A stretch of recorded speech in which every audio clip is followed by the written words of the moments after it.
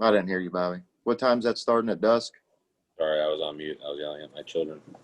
Oh, Um, yeah, it's planned for dusk. Vito's probably, I mean, I think that's 8:17 or something according to Google. Vito probably wait just a touch longer, not extremely longer. I've been telling people get there by, a little before 8. Make sure you have a good spot. Kona, ice will be there. So, little things to do while you're waiting. But I would say 20 after 8 to 8:30 is probably when they'll start setting them off. all right. We will have the road is going to be blocked. The connector from the connector road back to the fire department, we're going to block off.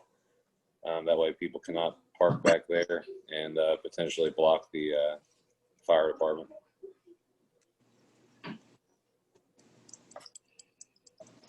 Should be a good show. Yeah. Thanks for handling that, Bobby. Yeah, no problem. Approval of the agenda. Make a motion. Second. Barb, Yes. Terry, Yes. Bobby, Yes. Rose, Yes. Stephanie, Yes. Matt. Yes.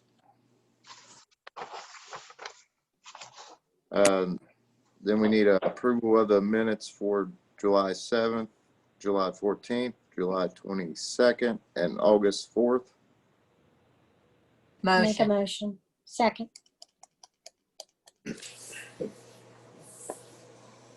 Okay. Barb, Yes. Terry, Yes. Bobby, Yes. Rose, Yes. Stephanie, Yes. Matt. Yes.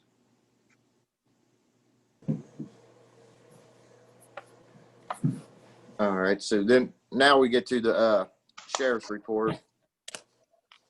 Sharon sent that out to us today. And he mentioned about the 2 stolen vehicles, one recovered in Walton and Covington. And then Chief Vest, the floor is yours, sir. For the month of August in 2020, fire department responded to 153 emergency medical services calls and an additional 74 fire-related incidents. Of that, we had 21 motor vehicle crashes. I believe one of those required extrication of a victim and 11 overdoses. Again, the month of August, we've seen an uptick in the overdoses and significantly more medical type emergencies, including psychological emergencies. And I think that a lot of what's contributed to a lot of this for people is people cooped up, and it's really getting the better of them. In addition to that, the only other thing that I need to communicate to the council is the storm warning siren that's been a work in progress. It is now completed. It is finalized. It's tied into the county storm warning system. It's been tested and it tested out fine. So that is up and operational. We drove south and it was heard outdoors as far south as Green Road. So it reaches out there and gets to people throughout the southern part of the city for sure. Yeah, we heard it being tested over at the campgrounds. First time we've ever been able to hear storm sirens. So.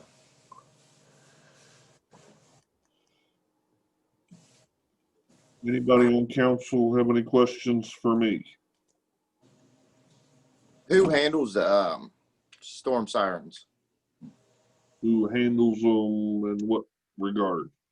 As when the storm comes in, who makes the call to Boone County Emergency Dispatch is the ones who activate them. Whenever the storm siren gets activated, then it activates our tones and alerts our people as well. Thank you, sir. Uh-huh. Mr. Bogan?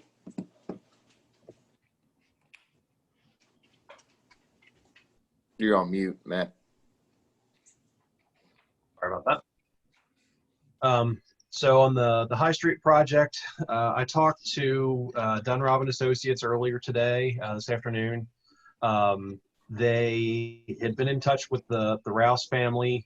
They had some questions just about the work that was being done in the easement back a couple of weeks ago.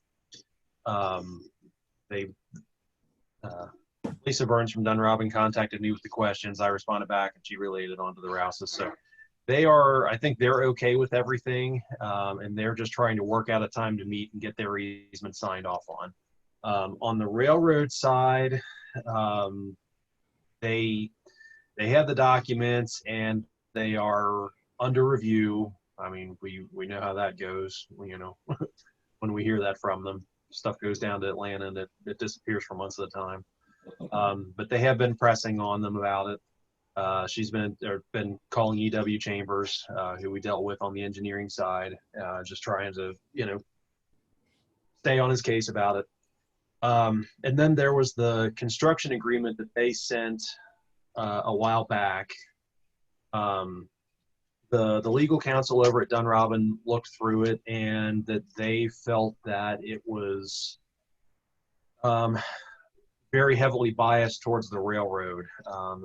They thought there was basically an attempt to skirt around the easement process while giving them, pretty much all the rights to that property. That, they could, if they wanted to do improvements on the track, they could just send the city a 30-day notice to remove the bridge, and there wasn't much recourse the city would have to do anything about it. So they said, we strongly advise against the city signing that agreement, and they will try to proceed with the easement documents that they've prepared. If that doesn't work, then they might have to go the condemnation route. But that's where that stands right now. Matt, if you don't mind, I'll chime in there. Yeah, too. yeah, go ahead. I'll tell council my initial reaction to the contract that they sent. It is the most one-sided contract I have seen in my 35 and a half years of law practice. It also is tainted towards, it looks like they're doing the construction and that we're going to be responsible for everything. And like Matt said, I agree with Dunrobin's consultant, their legal consultant, that it is so one-sided, we can't sign it this way. I'm going to be talking to Lisa tomorrow to try to find out if she thinks it can be salvaged. I really don't know what the purpose of the construction agreement is if they're willing to give us an easement.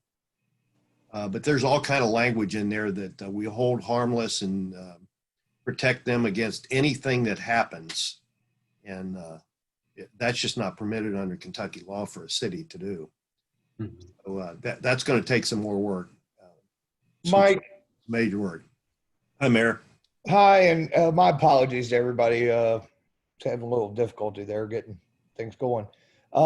Mike, is that something I could contact our local representation over? Particularly, I've got a pretty good relationship with Congressman Massey. Is that something I could potentially get him involved in? Yeah, it might be premature to do that to see how this goes. I mean, we may be able to revise it to a point that it's acceptable. Okay. You know. So keep that on the back burner then? Yeah. Okay. Sorry to interrupt you there, Matt. No. Thank That's you. worth in Yeah, there. thank you for chiming in on that. Yeah, it was definitely over my head, but yeah, from what Lisa told me, she's like, yeah, that's way biased against the city. So anyway, moving on, we had the bid opening for the splash park. There was a single bid that came in from from Bluegrass Recreation. It was $299,196.87, and that is everything from going through the permitting process with the state, through the site preparation and utilities, the control building, and the splash pad itself. That had a start date of December 1st of this year, potentially a little bit earlier, working on the permit documents, and then completion date of April 30th, 2021. So we had some discussion in the planning meeting, and then I had asked Sharon to put that in the up for council vote. For the 2020 resurfacing, Michael's should have begun at the end of last week on the concrete panels in Cawthon Run and Brookwood. I took off Friday, so I didn't get to run down and see if they had started on it, but I'll be in tomorrow checking on things. And then they should be working on the asphalt milling this week on the other streets. And then Michael's will take care of dropping off notices to any impacted residents in those areas, especially if there's any interruption of driveway access or anything like that, or on-street parking. And then I just want to do a quarterly update on the MS4 program. Cardinal's been working on doing the head wall inspections for all the major outfalls. We should have those wrapped up next week. There are a couple of them need to go back and take a second look. All that we've really noticed are just some minor issues. There was one by a parking lot that just had some gas or oil sheen on the water, and just some maintenance issues. There were 2 inlet head walls on Ashwood Drive that were brought to our attention from the property owners. So I went out there and took measurements, and Roger and I have been in touch with G&T Excavation to prepare a quote for those. It's really just replacing the 2 inlet head walls, and then the one had some erosion around the pipe, and the pipe itself, I think, was corroded in the bottom. So replace a section of that, and then grade everything for flow, and draw everything.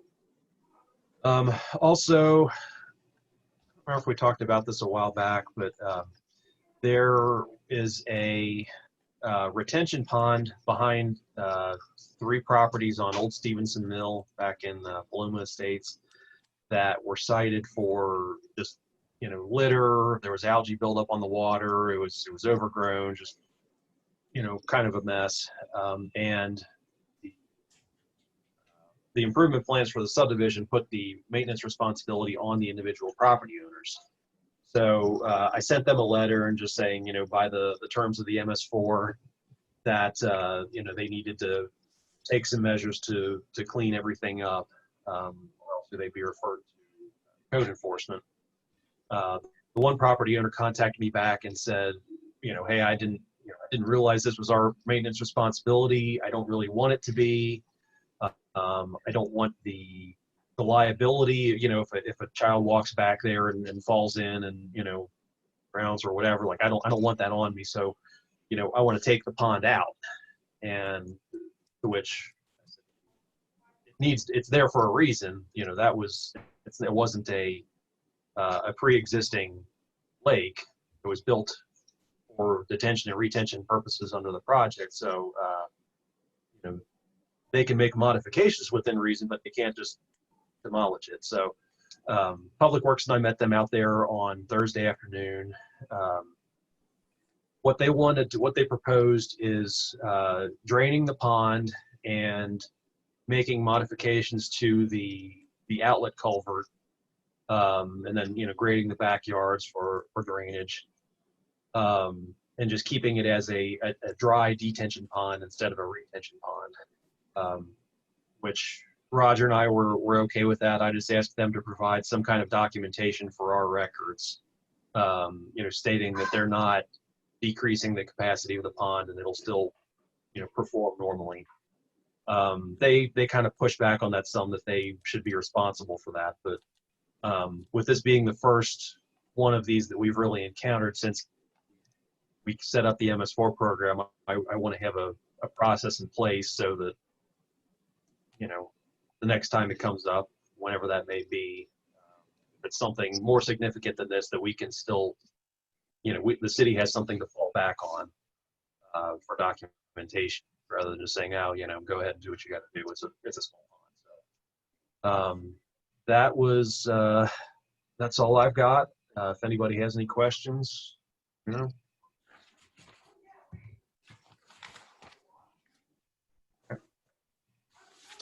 Council, any questions? Nope, I'm good. Thanks, guys. Thank you, Matt.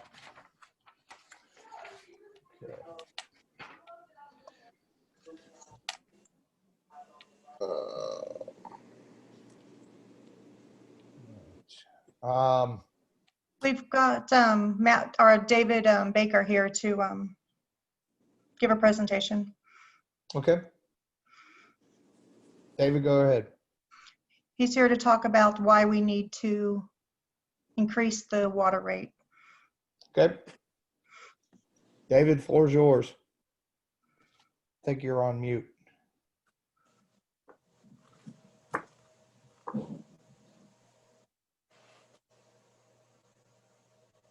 Can you hear me now? Gotcha. Okay, I'm going to share my screen. I've got a spreadsheet to show you, and Sharon put this in all of your drop boxes this afternoon.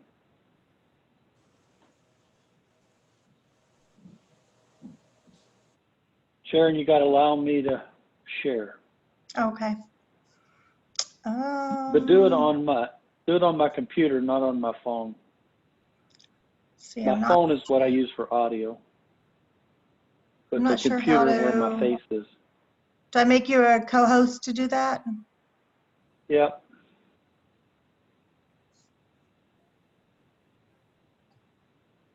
Okay.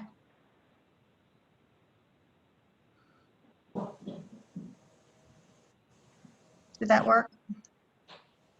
Yeah. Okay. My computer's just running slow.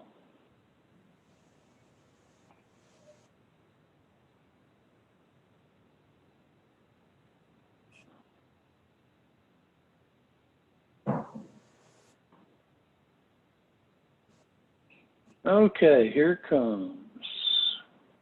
I hope.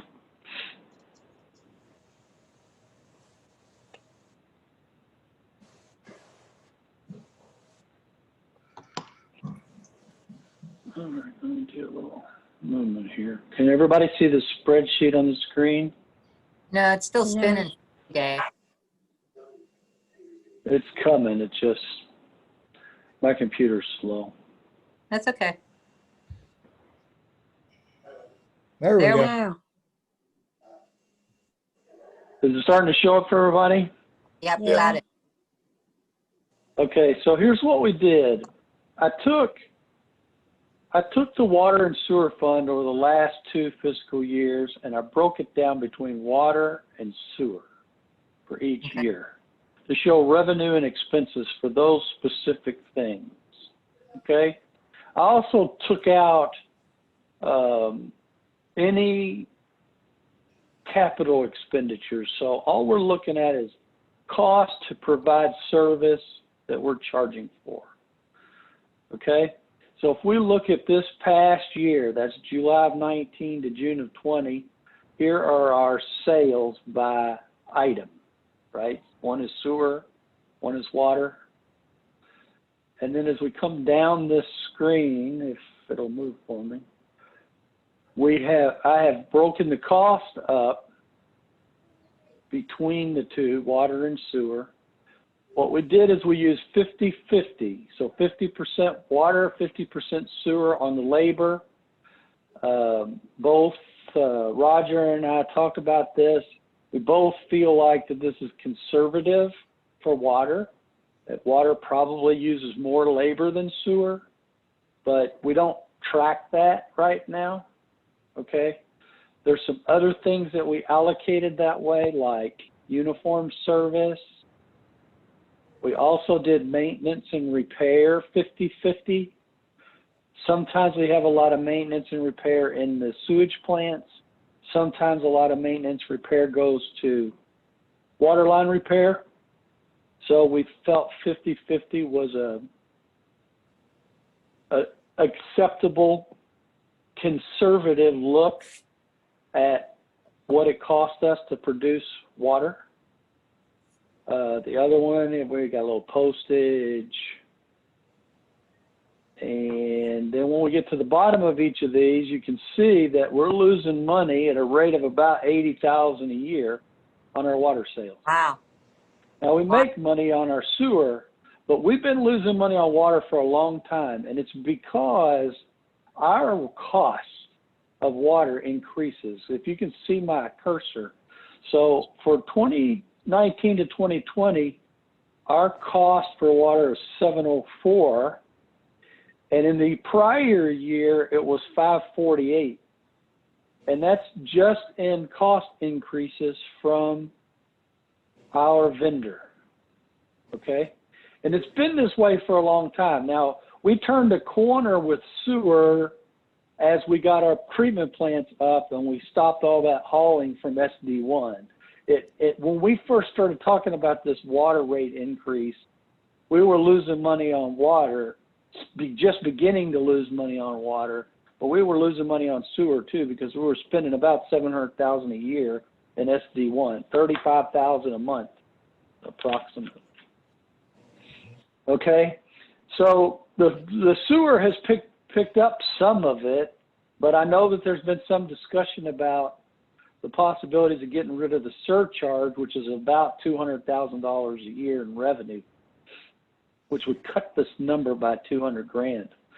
But the reality is this water and sewer division, or part of the city, should be thought of and should function in a self-sustaining environment, which means these products should make enough money to pay for their own infrastructure, to pay for their own capital expenditures, and all of those things. So taxpayer money should never go into these products.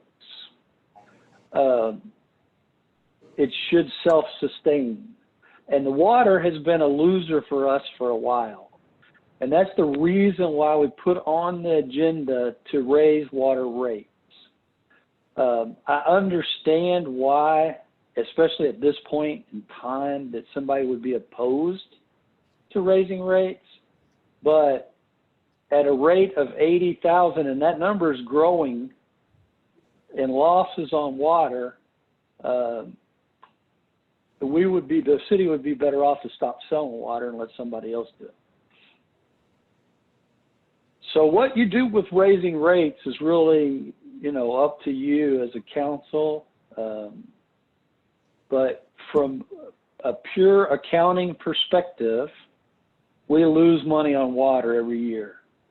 And we shouldn't be doing that with this proprietary fund. The proprietary fund should be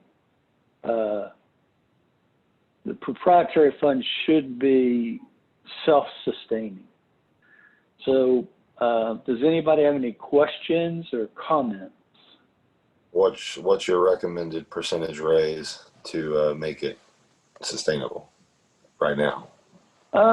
I think we talked about that some time ago, and I think that the rate that's on the proposal gets us part of the way there. I don't think it's a situation where we can make the jump all at once, but if we could whack away at it as the rates increase from our vendors, and we could whack away at it a little at a time and try not to hurt the citizens of the city too much, we can get rid of it. But at the rate that the water cost is increasing, this loss, if we don't do something to at least maintain, then the loss is going to continue to grow. And really, it needs to be making money. We ought to be making 150,000 down here on the bottom, so that we can fund future capital improvement projects for the water and the sewer systems, so that we don't have to go borrow money and put the taxpayers at risk by borrowing money for this proprietary fund. You know, this is Barb. As a resident of Walton, I don't think the city, and I understand the fact that they were not putting all of the increase in so that it didn't hurt the city, the residents, that they were going to do it a little at a time. But I think holding off on doing it like we've done, it is not cost benefit for the city. I think that they should go on, and I mean, I know it's going to hurt the city, the residents a little bit, but they'll take care of it. If they knew that we were losing money on the water, but just because we weren't going on and passing on the increases, I don't think residents would be happy over that either. The proposal Well, is 4.5%. Go ahead. Is that correct, Baker? Or Sharon? I don't have that. Sharon, what is the proposed increase right now?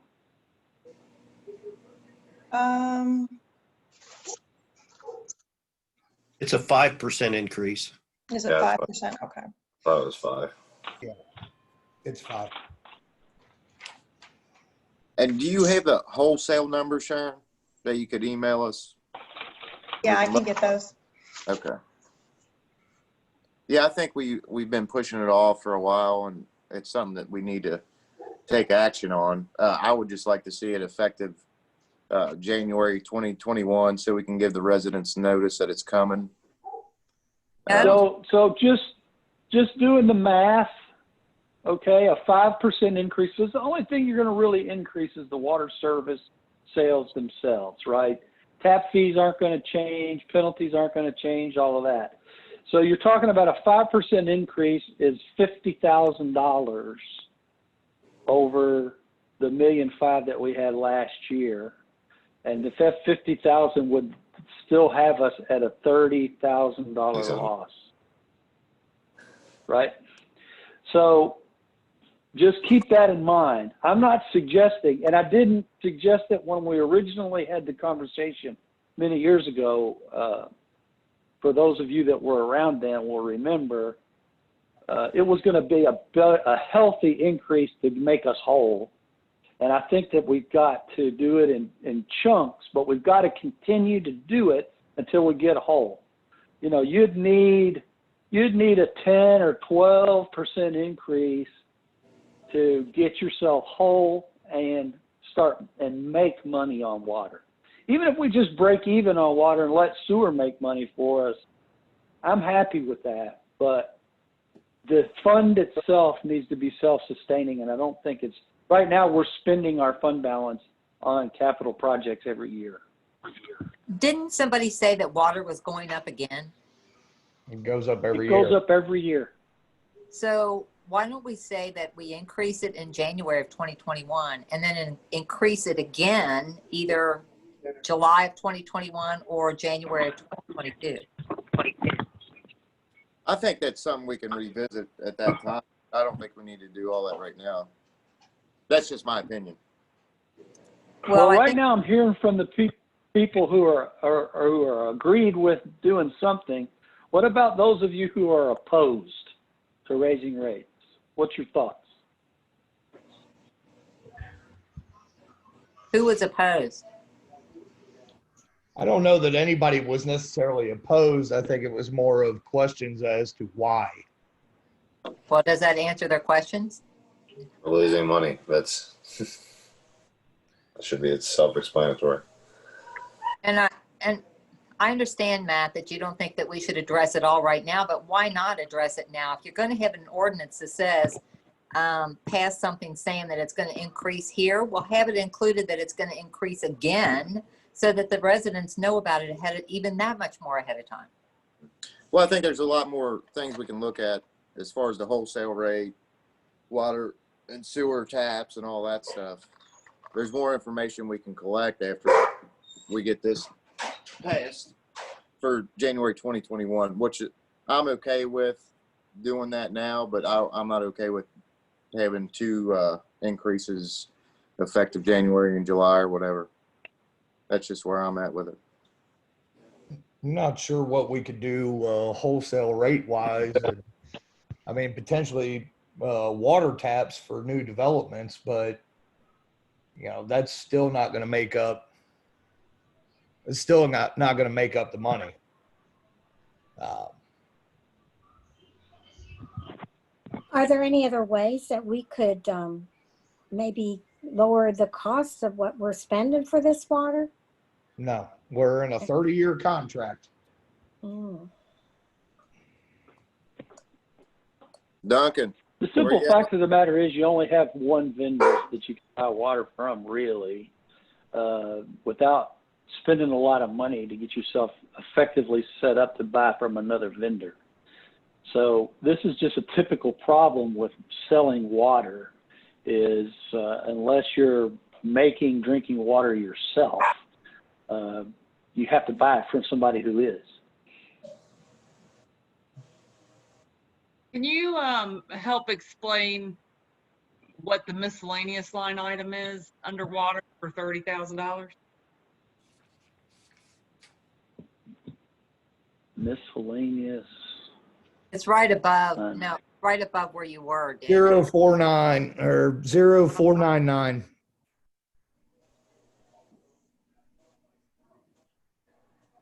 Give me a second. I'm still looking here. If you look down there at the bottom. Oh, where you- this? Yeah, I don't. Right now, I don't have an answer to that question. I can certainly take a look at that and figure it out, but I'm sure it's probably just things that belong in other holes and just needs to be moved around. But that doesn't make the cost go away. No, but it's possible that some of that $30,000. might belong to sewer. Understood. I understand it doesn't make the cost go away, but it's significant enough and it's a high dollar amount that it's listed. So I'm just interested in what is the $30,000? Yeah, that's easy enough for me to get an answer to. I can get the detail out of that account, but I don't have that available to me right now. Yeah, and a lot of the costs that we're incurring right now is the water meters we're switching over. I don't know how many more do we have Well, you got going forward there, Gabe? Do you know? We should either be almost complete with the switch over for the city, or nearing the end of it. We're always going to have new meters coming in. We purchase a certain amount, but we did go through and upgrade the meters. Yeah, so that 116 will come down and the numbers will look completely different this time next year. It's going to come down a little. Yeah, the only thing I can tell you is if I go back to when I first proposed raising the rates many years ago, since then, I mean, back then our loss was much, much smaller and it has done nothing but grow. Yes, we've done some things like replacing meters and whatnot like that. I don't know what's going on with this computer. But the rate that the cost of the water is increasing, it's something that you have to either deal with on an annual basis to maintain that rate of increase from your vendor, or you have to do it in chunks so that you're not hitting with a raise every year. I understand that you guys want to analyze the cost and we can bring the cost down, and I think that's a great thing, and I think we should do that for sure. But I don't think there's any way of getting away from having a water rate increase. Yeah, Can I ask a question, or can one of the council members calling me? Can I answer the question? Hey, boy. Go ahead, John. Hey, what's up, Mr. Baker? John Wainwright here. How are you? Good, John. Good. Hey, quick question. So, just looking at it, so cost went up $150,000 last year on $100,000 increase in sales. So, if we add a 5% increase this year, you said, hey, that will net $50,000. If at our continued growth rate, however, that will just get eaten up by the cost difference. And so next year's chart at just a 5% will still show roughly a 70-something thousand dollar loss. I agree with that 100%. So even a 5%, because the growth rate of water purchasing versus our cost is the ratio is off by 18%. And so at that rate, you're looking at no change. So this 5% increase will just cover the difference for this coming year. Does that make sense? You know, and to add to that, I do believe Matt is correct on what he was saying as well. With the water meters, I believe we put was roughly 94,350 from the year before, but that covered a lot of replacing the meters, or roughly 1/2, but there was extra for industrial meters and new homes. And I believe that this 116, we put another, should have been another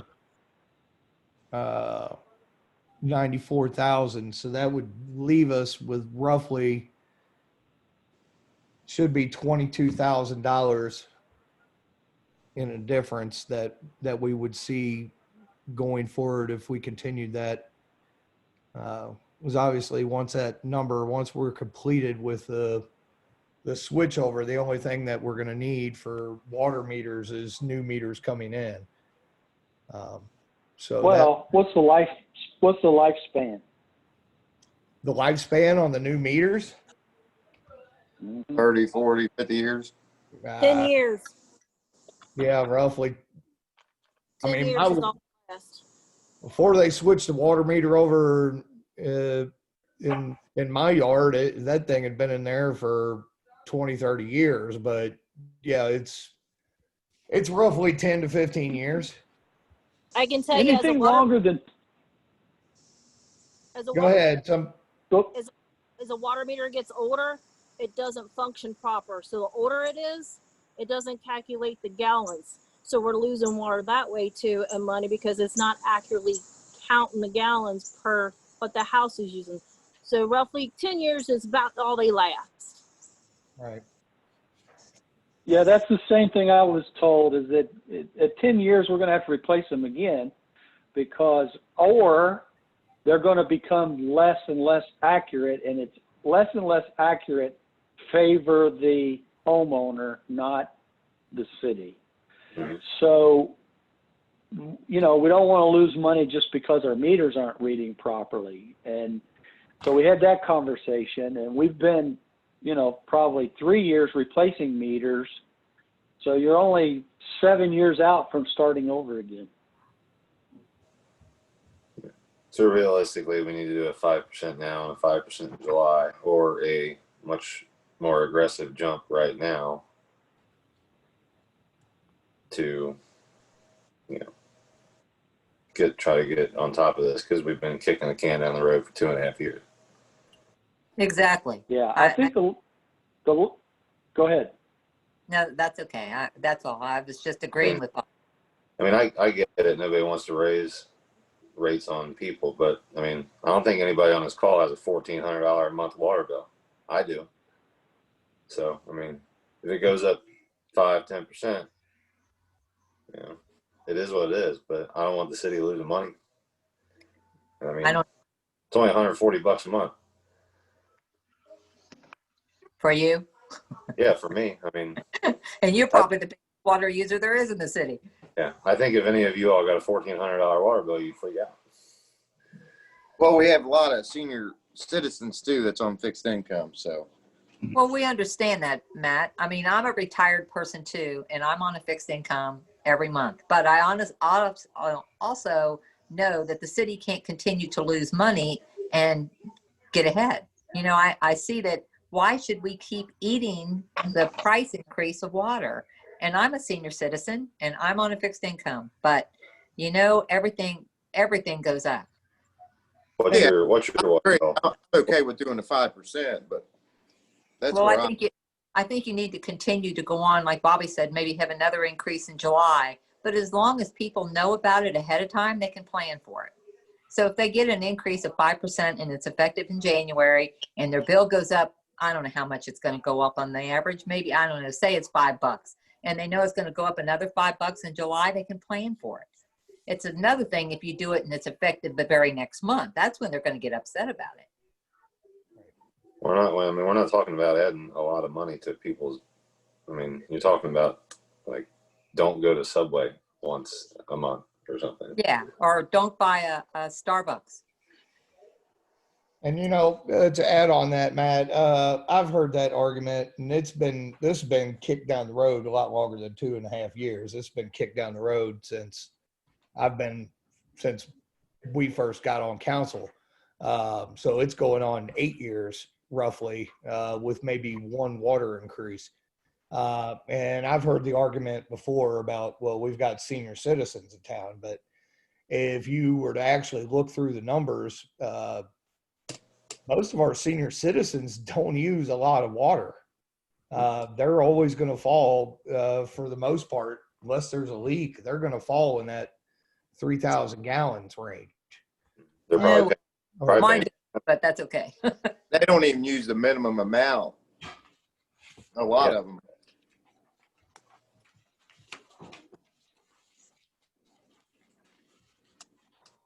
I just think it's wrong that the city keeps eating the increases, especially we know it's going to increase again. It increases every year and we just keep eating it.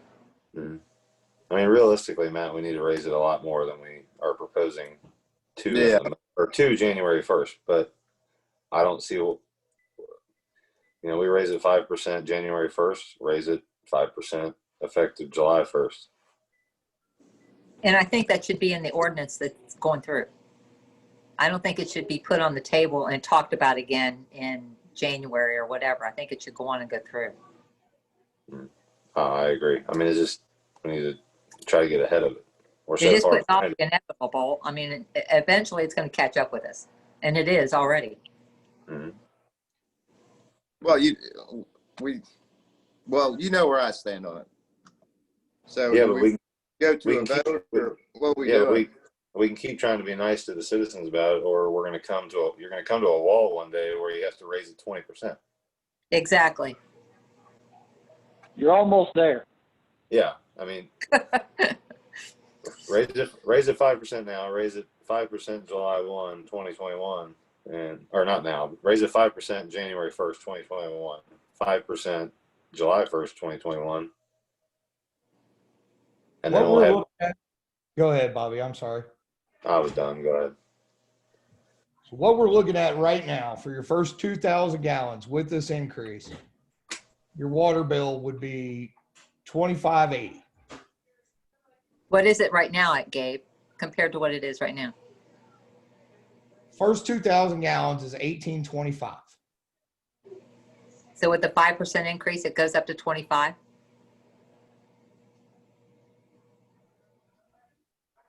Next 3,000 gallons. The next 3,000 gallons gets you an additional $6.64. So that's $24.57. So if you were the first 2,000 gallons or less, the new increase would have you at $19.16, and the next 3,000 gallons would be an additional $6.64. So that leaves you at a total of $1.23 increase as far as your water goes. And that's if you spend, that's up to 5,000 gallons.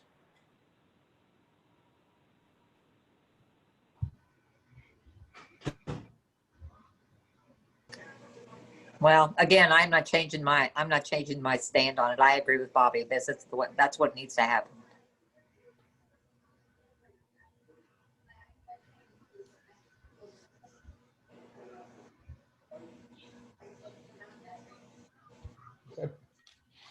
All right, so what are we doing? Are we voting on the motion as is, or do we want to are we amending the ordinance? I think it should be amended, Bobby.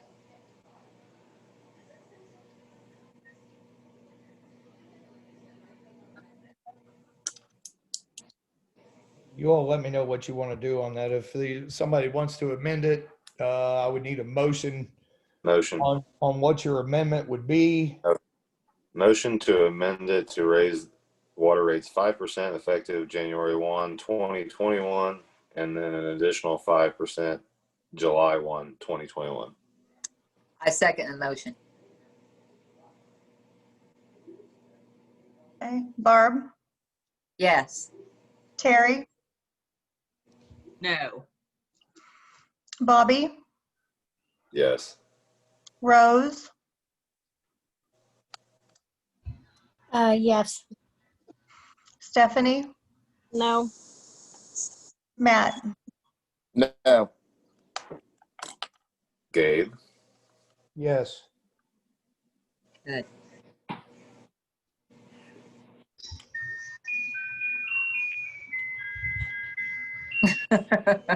Ice cream man? Too early for Christmas or ice cream. All right, I think we're to the point now where I can read the ordinance as amended. Okay. You all good with that? Yep. Yes. All right, this is ordinance number 2020-06, an ordinance of the City of Walton, Kentucky, amending section 50.50 of the City of Walton Code of Ordinances in order to revise the rates charged to customers for water services furnished by the city to help offset the increased cost charged by the city suppliers. Then you see the second whereas calls for a 5% increase. We'll revise that to say a 5% increase effective January 1, 2021, and an additional 5% increase July 1, 2021. And then in section 1 of the ordinance has the actual numbers. We'll go through and recalculate all those and revise it for second reading. That's your first reading. Okay.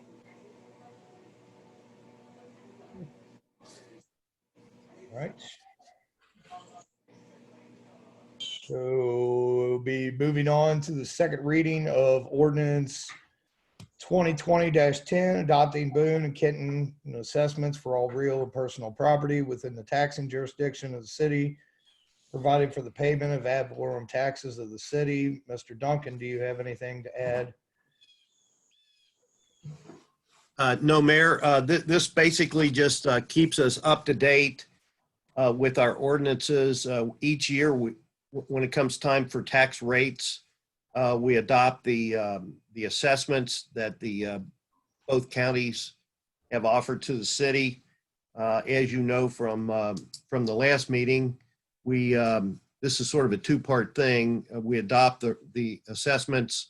The ad district has calculated what the rate would be, and so that'll be the next ordinance. So you just read the title, which includes the summary to 2020-10, adopting the assessment. So it would be appropriate to move forward with adopting this ordinance.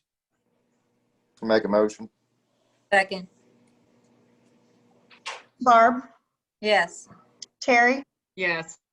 Bobby, Yes. Rose, Yes. Stephanie, Yes. Matt. Yes. Okay. Moving on, second reading of ordinance 2020-11, fixing tax levies of the city of Walton upon real property and tangible personal property subject to ad valorem taxation by the city for the year 2020, and upon motor vehicles and watercraft subject to ad valorem taxation by the city for the year 2021. Counselor, any comments? Yes, Mayor, I need to explain that there was a typographical error in the ordinance that you did on first reading last week. If you notice in section 1 of this ordinance for the real estate rate, you all wanted to keep the rate exactly the same as last year, which was 0.101 on each $100 of valuation, 10.01 cents. However, that would exceed the calculated compensating tax rate by 1/100th of a penny, which would equate out to about $4,000 that we would be overcharging. We cannot do that unless we first advertise that rate in 2 successive weekly papers and then have a public hearing and allow the citizens to comment on that extra 100th of a penny or whatever it was. If David Baker's still on there, he may tell me I put the decimal in the wrong place. But my suggestion is it's not worth all of that. It would cost more in expense to the city. And what we need to do is just amend the ordinance to 0.100 for each $100 worth of valuation, which will not hurt you in revenue, and then adopt the ordinance with that. The 0.213 on each 100 for personal property would remain the same. That there was no problem with that. It was just a rounding issue on the real estate. So to adopt the ordinance, you would first amend it in section 1, 0.101 change to 0.100, and then adopt the ordinance as amended. Make a motion to amend it to 0.100 and to keep the 0.213 the same. Second. Okay. Barb, Yes. Terry, Yes. Bobby, Yes. Rose, Yes. Stephanie, Yes. Matt. Yes. Thanks, Duncan. Okay, then you need to make a motion to adopt the ordinance as amended. Make a motion to adopt the ordinance as amended. Second. Okay. Barb, Yes. Terry, Yes. Bobby, Yes. Rose, Yes. Stephanie, Yes. Matt. Yes. Thank you. Okay. Can we go back to the splash pad? I had on here to approve the bid. Do we want to do a roll call and vote on that? Yeah. I say we, yeah, I'll make a motion to table it, or Yeah, second. If you want to end the discussion on this, the appropriate motion would be to reject the bid. okay. If you want to keep the discussion open, you would go ahead and table it. In other words, open the discussion at some later date on that bid. Yeah, I mean, we may want to revisit it. I would motion to table it right now. Okay. Is there a second? Second. Barb, Yes. Terry, Yes. Bobby, Yes. Rose, Yes. Stephanie, Yes. Matt. Yes.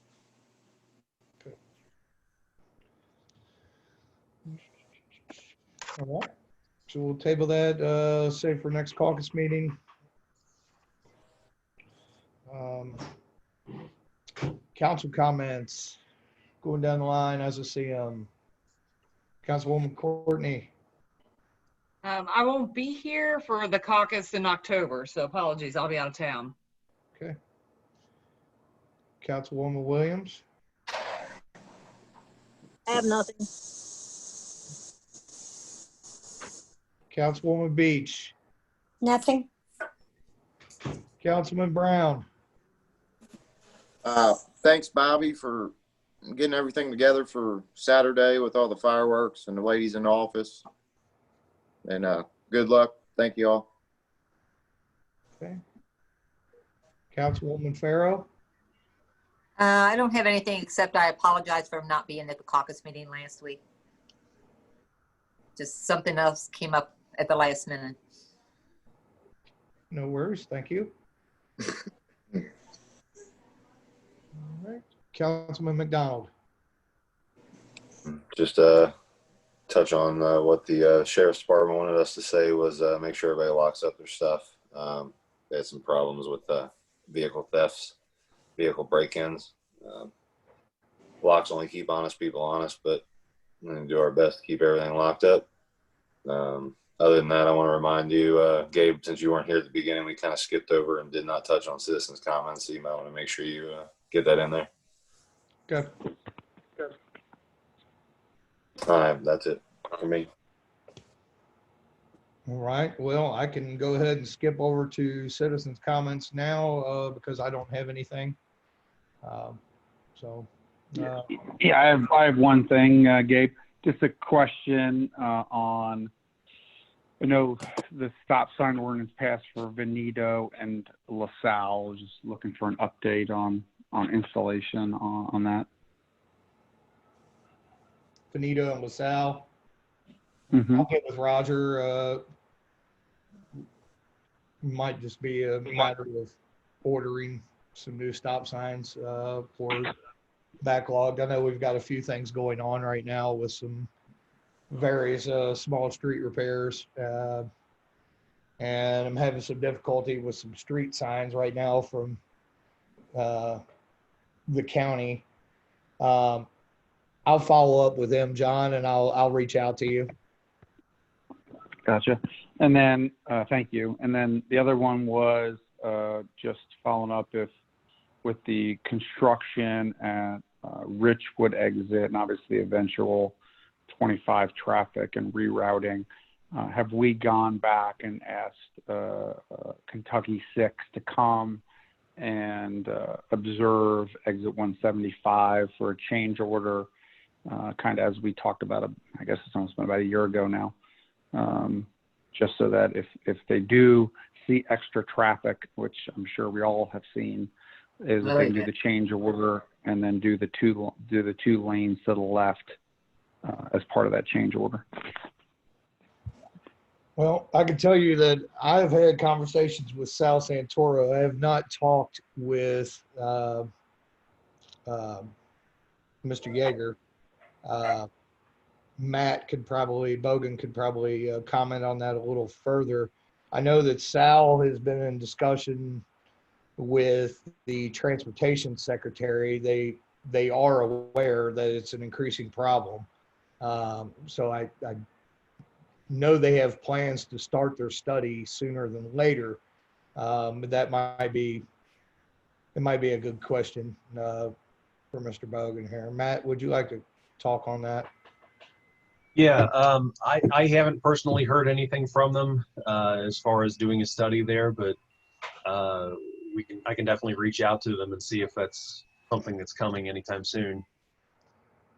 Yeah, what from the conversation was it wasn't, obviously we have to study later on, right? But this was about based on the traffic patterns caused by the construction at Richwood. If that overflowed exit 171, then they would come and do the brief observation study to ascertain traffic flow. And if that was the case, they thought they had enough room on the road to make the two lines as a temporary change order. And then obviously until we get to the full on traffic study later in the future. Yeah, and after some comments that came up in caucus, I did reach out to them and ask them if they could check the signal timing on Mary Grubbs and School Road and at the new signal, just from feedback from council members. So I'll drop them another line and see if they can check that out while they're in the neighborhood and hopefully make some adjustments if they're needed. Sure. And then is there also a right arrow coming off of going northbound onto 75 from Mary Grubbs? Is there currently a right turn arrow or right on red arrow? I don't think so. Can you have them look at the need for that too, as we increase traffic coming from the warehouses, right? Things like that, having a right turn on red arrow to push to 75 north. Okay. Might be a good addition as well if they're going to be looking at that. Sure. And that's all I got. Thanks. Howie? No, I don't have nothing, Mayor. Okay. Well, with that, don't see anybody else on here. With that, I would need a motion to adjourn. Motion. Not everybody at once. Second. Barb, Yes. Terry, Yes. Bobby, Yes. Rose, Yes. Stephanie, Yes. Matt. Yes. All right. You all have a great evening. You too. Same. Night.